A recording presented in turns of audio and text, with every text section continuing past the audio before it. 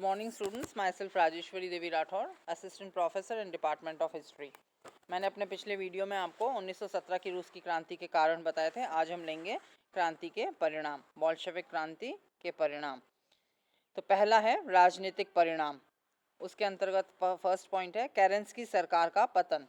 बोल्शेविकों ने 6-7 नवंबर 1917 ईस्वी को केरेंस्की सरकार का तख्ता बिना एक बूंद रक्त बहाए पलट दिया। केरेंस्की क्रांतिकारी समाजवादी दल का नेता था। उसकी सरकार में अन्य दल भी सम्मिलित थे। अपने अंतिम समय में यह साझा सरकार एकदम दुर्बल एवं एकाकी हो गई थी। दूसरा, प्रथम साम्यवादी सरकार की स्थापना। साम्यवादी सरकार की स्थापना का यह विश्व में पहला प्रयोग था। मार्क्स का विचार कभी कार्य रूप ले सकेगा, यह रूस में बोल्शेविकों ने संभव कर दिखाया। बोल्शेविक प्रयोग ने मार्क्सवादी विचारकों को अपने दर्शन के परीक्षण हेतु एक प्रयोगशाला उपलब्ध करवाई। तीसरा, रूस का युद्ध से पृथक होना। बोल्शेविक प्रारंभ से ही प्रथम विश्व युद्ध में रूस के भाग लेने के विरोधी थे। उन्होंने इसे दो साम्राज्यवादी खेमों का आपसी संघर्ष बताया था। वे शांति, रोटी और भूमि के नारों से जनमानस को प्रभावित करते रहे। युद्ध में जर्मनी के हाथों रूस की निरंतर पराजय से जनता भी युद्ध के विरुद्ध हो गई थी। नई सरकार ने अपनी नीति के अनुसार बिना मित्र राज्यों से परामर्श किए जर्मनी से मार्च 1918 में ब्रेस्ट लिटोवस्क संधि करके रूस को प्रथम विश्व युद्ध से पृथक कर दिया। नेक्स्ट, अगला पॉइंट है फोर्थ, मित्र राष्ट्रों का असंतोष और गृह युद्ध में हस्तक्षेप। रूस ने अपने मित्रों से परामर्श किए बिना ही जर्मनी के साथ संधि कर ली तो मित्र राष्ट्र असंतुष्ट हो गए। मित्र राज्य ग्रेट ब्रिटेन, फ्रांस आदि उससे नाराज हो गए। उन्होंने बोल्शेविक सरकार के विरुद्ध रूस में उभरे असंतोष को सैनिक सहायता उपलब्ध कराकर वहां गृह युद्ध की स्थितियां पैदा कर दी। नई सरकार को प्रारंभिक 3 वर्षों तक गृह युद्ध में उलझे रहना पड़ा। 1920 में पश्चिमी शक्तियों ने अपना हस्तक्षेप समाप्त किया। नेक्स्ट, पांचवा पॉइंट है साम्यवादी व्यवस्था एवं विचारधारा का प्रसार। चूंकि साम्यवाद राष्ट्र, राज्य या देश की परिधि को स्वीकार नहीं करता, बोल्शेविक क्रांति को भी उन्होंने रूस की चारदीवारी में कैद रखना उपयुक्त नहीं समझा। धर्म सुधार के बाद से यूरोप के राज्य स्वयं अपने को और अन्य राज्यों को अखंड और स्वतंत्र इकाइयां मानते थे। राज्य को वह राजनीतिक संगठन का एक अस्थायी रूप मानता था जिसका मेल साम्यवादी आदर्श की प्राप्ति के साथ नहीं बैठता था। उसके अनुसार हर सच्चे साम्यवादी का कर्तव्य सारे विश्व में उस क्रांति का प्रचार करना था जो रूस में सफल हो चुकी थी। और चूंकि सोवियत संघ के आरंभिक दिनों के नेताओं का यह विश्वास था कि शेष संसार में भी पूंजीवाद की समाप्ति किए बिना रूस में क्रांतिकारी सरकार टिक नहीं सकेगी, इसीलिए उनके जोशपूर्ण उत्साह में स्वार्थ का भी कुछ अंश था। नेक्स्ट है नागरिक स्वतंत्रताओं का हनन। बोल्शेविक क्रांति के फलस्वरूप रूस आर्थिक और सामाजिक स्वतंत्रता की दिशा में तो आगे बढ़ा, परंतु राजनीतिक स्वतंत्रता का हनन हुआ। रूस में कम्युनिस्ट पार्टी एकमात्र वैधानिक दल घोषित कर दिया गया। उसमें भी असहमत, असंतुष्ट लोगों का दमन कर दिया जाता था। भाषण, लेखन, संगठन और आस्था की जिस स्वतंत्रता का बोल्शेविकों ने ज़ारशाही के युग में भी किसी न किसी रूप में उपभोग किया था, अपने शासन में उन्होंने उसका पूर्णतः उन्मूलन कर दिया। नेक्स्ट है गृह युद्ध और आतंक। बोल्शेविकों के सत्ता में आने के बाद प्रथम 3 वर्षों में रूस को गृह युद्ध में उलझना पड़ा। प्रतिपक्षी राजनीतिक दल, सामंतों, कुलीनों और मित्र राज्यों की सेनाओं ने रूस की नई सरकार को संघर्ष करना पड़ा। बोल्शेविकों ने लाल आतंक और विरोधी सेनापतियों ने श्वेत आतंक द्वारा रूस वासियों को आक्रांत किया। दल या उसके नेता की नीतियों से असहमत व्यक्ति या संस्था को प्रतिक्रियावादी घोषित करना, संस्था को भंग करना, व्यक्ति को बंदी गृह, साइबेरिया या यमलोक पहुंचाना बोल्शेविक नीति का अंग रहा है। नेक्स्ट है रूस का विश्व शक्ति के रूप में उदय। 1904-05 में रूस के दर्प को जापान ने चूर चूर कर दिया। प्रथम विश्व युद्ध में जर्मनी ने रूस के जर्जरित ढांचे को अपनी विजयों के धक्कों से गिराना जारी रखा। बोल्शेविक सरकार ने मार्च 1918 ईस्वी में जर्मनी के निर्देशानुसार ब्रेस्ट लिटोवस्क संधि पर हस्ताक्षर किए तो रूस एक शिथिल और निर्बल राज्य प्रतीत हो रहा था। परंतु क्रांति के परिणाम स्वरूप आगामी 5-7 वर्षों में ही रूस एक महाशक्ति के रूप में उभर आया। द्वितीय विश्व युद्ध की समाप्ति से 1991 ईस्वी में सोवियत संघ के विघटन तक रूस यानी सोवियत संघ विश्व की प्रमुख 2 महाशक्तियों में से एक था। नेक्स्ट है पराधीन राष्ट्रों में नव चेतना का संचरण। रूसी सरकार ने विश्व में सर्वत्र दबे कुचले लोगों को समर्थन दिया। एशिया और अफ्रीका के पराधीन राज्यों ने रूस की क्रांति से प्रेरणा ग्रहण की। प्रत्येक क्रांतिकारी घटना सार्वदेशिक और सार्वकालिक प्रभाव छोड़ती है। रूसी क्रांति ने भी चीन, भारत सहित अनेक देशों के लोगों में राष्ट्रवादी एवं प्रगतिशील भावनाएं जगाकर साम्राज्यवादी शक्तियों के विरुद्ध संघर्ष हेतु उन्हें प्रेरित किया। नेक्स्ट है अधिनायकवाद का उदय। बोल्शेविक क्रांति ने जिस सर्वहारा अधिनायक तंत्र को स्थापित किया वह कालांतर में सर्वाधिकारवाद या नेता का अधिनायकवाद प्रमाणित हुआ। रूसी क्रांति ने 20वीं सदी में एक सैद्धांतिक सर्वसत्तावादी राज्य स्थापित किया, जबकि यूरोप राजनीतिक स्वतंत्रताओं की दिशा में अग्रसर था। पश्चिमी लोकतंत्र शक्तियों ने भी सोवियत संघ के बोल्शेविक प्रेत को रोकने के लिए फासिज्म, नाजीवाद जैसी अधिनायकवादी शक्तियों का तुष्टीकरण किया। नेक्स्ट था विश्व का दो ध्रुवों में बंटना। यद्यपि सोवियत संघ ने पहले कुछ वर्षों तक अपने समाजवाद की परवरिश में ही अधिक समय लगाया, द्वितीय विश्व युद्ध के बाद उसने अन्य राज्यों में समाजवाद की अधिक प्रखर पैरवी की। अब विश्व पूंजीवादी और साम्यवादी दो खेमों में बट गया। यह रूस की क्रांति का दूरगामी परिणाम था। तो ये थे राजनीतिक परिणाम। अब हम लेंगे दूसरा सामाजिक परिणाम। इसमें पहला पॉइंट है वर्ग भेद का विलोपन। रूस में कुलीन और सर्वहारा वर्ग में जो भेद था, क्रांति ने उसे मिटा दिया।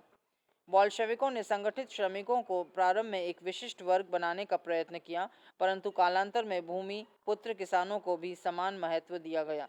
धीरे धीरे रूसी समाज में सारे वर्ग भेद विलुप्त होते गए। दूसरा, स्त्रियों की दशा में सुधार। रूसी क्रांति ने लिंग आधारित परंपरागत भेदभाव को भी नष्ट कर दिया। महिलाओं को पुरुषों के समान मताधिकार, शिक्षा का अधिकार और आजीविका कमाने का अधिकार दिया गया। महिलाएं आर्थिक दृष्टि से आत्मनिर्भर, राजनीतिक दृष्टि से जागरूक और सामाजिक दृष्टि से प्रगतिशील बन गई। वे राजदूत, न्यायाधीश जैसे उच्च पदों से लेकर करोड़ों की संख्या में कारखानों में काम कर रहीं। बोल्शेविकों ने महिलाओं को समानता, दृढ़ता और कामकाजी छवि प्रदान की। नेक्स्ट है शिक्षा का विकास एवं बोल्शेविकीकरण। रूसी क्रांति के परिणाम स्वरूप एक सकारात्मक परिणाम यह हुआ कि शिक्षा पर से चर्च का शिकंजा हटा दिया गया। अब शिक्षा धर्मनिरपेक्ष हो सकी। अब शिक्षा का बोल्शेविकरण हो गया। पाठ्यक्रम, पाठ्यपुस्तक और अध्यापन सभी स्तरों पर यह एक नकारात्मक प्रभाव था, परंतु शिक्षा सार्वजनिक हुई, आम जन को सुलभ हुई। साक्षरता का तो तीव्र गति से विकास हुआ। जगह जगह साक्षरता केंद्र खोले गए। निरक्षरता उन्मूलन अभियान चलाया गया। लेनिन ने साक्षरता को नितांत आवश्यक बताया। विकास के नाते शिक्षा क्षेत्र में क्रांति के क्रांतिकारी परिणाम रहे, परंतु बोल्शेविकीकरण के कारण रूसी विद्यार्थियों की दृष्टि एकांगी हुई और बौद्धिक वर्ग कुंठित हुआ। नेक्स्ट है नास्तिक विचारों को प्रोत्साहन। साम्यवादी धर्म को अफीम मानते थे, अतः रूसी क्रांति के बाद वहां नास्तिक विचारधारा का योजनापूर्वक विकास किया गया। साम्यवादी पार्टी के सदस्यों का धार्मिक होना निषिद्ध था। चर्च को शोषण और जारशाही का औजार मानने के कारण उसका प्रभाव तोड़ा गया और उस पर प्रतिबंध लगाया गया और उसके विरुद्ध अभियान चलाया गया। चर्च को 1918 ईस्वी की आज्ञप्ति द्वारा राज्य से पूर्णतः पृथक कर दिया गया। शिक्षा से उसका संबंध विच्छेद कर दिया गया। पादरियों को मताधिकार से वंचित किया गया। चर्च की अपार संपत्ति का राज्य ने अधिग्रहण कर लिया। और नेक्स्ट था अंधविश्वासों और रूढ़ियों का विसर्जन। रूस की क्रांति का यह सर्वाधिक महत्वपूर्ण योगदान था। जनता का दृष्टिकोण वैज्ञानिक बना। सृष्टि के रहस्यात्मक कारणों की अपेक्षा भौतिक तत्वों पर बल दिया गया। सदियों पुराने अंधविश्वासों और रूढ़ियों में जकड़ा हुआ रूसी समाज इनसे मुक्त हुआ। एक प्रगतिशील वैज्ञानिक और आधुनिक समाज निर्माण की प्रक्रिया प्रारंभ हुई। तो ये थे क्रांति के सामाजिक परिणाम। अब हम लेंगे थर्ड आर्थिक परिणाम। इसमें पहला है आर्थिक समानता की स्थापना। क्रांति से पूर्व रूस में आर्थिक वैषम्य था। समाज में अधिकार युक्त तथा अधिकार वंचित दो वर्ग थे। रूसी क्रांति के फलस्वरूप जागीरदारों से भूमि का अधिग्रहण कर सरकार ने पुनर्वितरण किया, उद्योगों का राष्ट्रीयकरण किया, निजी व्यापार को सीमित किया एवं उत्पादक श्रम को महत्व दिया गया। आय के विषम वितरण पर नियंत्रण कायम हुआ और असमानता की खाई पाट दी गई। दूसरा, सामंतों, पूंजीपतियों एवं मध्यस्थ वर्ग का समापन। 1917 की प्रथम क्रांति ने ज़ारशाही को तो उखाड़ फेंका, परंतु सामंत अभी भी विद्यमान थे। बोल्शेविक क्रांति के द्वारा रूस से सामंतों, पूंजीपतियों और बिचौलियों का खात्मा हो गया। कामगार और किसान ही वास्तविक उत्पादक वर्ग हैं, उसे पहली बार प्रधानता मिली। नेक्स्ट है विभिन्न योजनाओं का संचालन। रूस में साम्यवादी क्रांति राजनीतिक तौर पर तो शांतिपूर्वक संपन्न हो गई, क्योंकि कोई चुनौती ही नहीं थी। आर्थिक क्षेत्र में प्रथम प्रयोग होने के कारण कई योजनाएं लागू हुई, रद्द हुई। प्रारंभ में नवीन आर्थिक नीति लागू की गई। स्टालिन ने अक्टूबर 1928 में प्रथम पंचवर्षीय योजना प्रारंभ की। इन विभिन्न प्रयोगों द्वारा सोवियत संघ की अर्थव्यवस्था को प्रगति पथ पर निर्विघ्न संचालित करने का प्रयत्न किया गया। आर्थिक दबावों ने बोल्शेविकों को शास्त्रीय कट्टरता से मुक्त कर व्यावहारिक आवश्यकता से जोड़ दिया। नेक्स्ट है रूस का औद्योगिक विकास। जार अलेक्जेंडर तृतीय के काल में रूस का औद्योगिकरण प्रारंभ हुआ था। क्रांति के समय रूस औद्योगिक विकास की दृष्टि से यूरोप के अन्य राज्यों से काफी पिछड़ा हुआ था। क्रांति के बाद रूस ने तीव्र गति से प्रगति की। बड़े बड़े आधारभूत उद्योगों की सरकार ने स्थापना की। श्रमिकों की कार्यदशा एवं क्षमता में भी सुधार हुआ। रूस औद्योगिक उत्पादन की दृष्टि से आत्मनिर्भर हो गया। और नेक्स्ट था श्रमिकों और कृषकों के जीवन स्तर में सुधार। अर्धदासों, सीमांत और भूमिहीन किसानों और कामगारों का युद्ध पूर्व जीवन काफी कष्टमय था। पेट्रोग्राद की सड़कों पर फरवरी मार्च 1917 ईस्वी की प्रथम क्रांति के समय कामगारों की भीड़ रोटी की तलाश में ही उतरी थी। बोल्शेविक क्रांति भी रोटी की मांग का परिणाम थी। क्रांति के प्रारंभिक वर्षों में गृह कलह और नीतियों की अस्पष्टता के कारण अफरा तफरी रही। कालांतर में इस वर्ग की आय तथा कार्यदशा में सुधार हुआ। शिक्षा, स्वास्थ्य का प्रबंध व्यवस्थित हुआ। जीवन स्तर में काफ़ी उन्नति हुई। तो ये थे रूस की क्रांति के आर्थिक परिणाम। अब हम लेंगे बोल्शेविक क्रांति का महत्व।